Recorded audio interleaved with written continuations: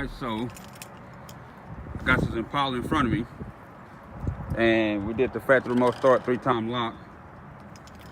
Now the thing about this car is, in other GM trucks and cars, with this key, once you go to start it, well, it locks on its own. So with this type of key, once the ignition is on, the keyless entry is dead. So what you have to do, if you want it this way, you have to take the cap off the driver's door handle to unlock the door. So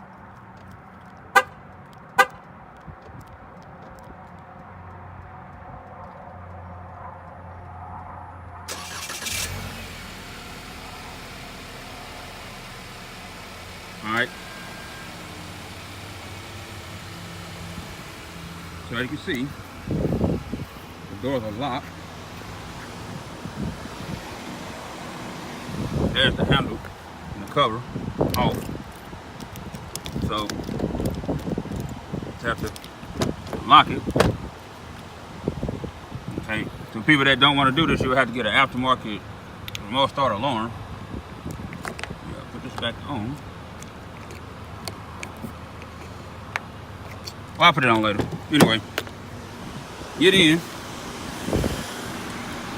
Take the key, put it in. Turn to the on position.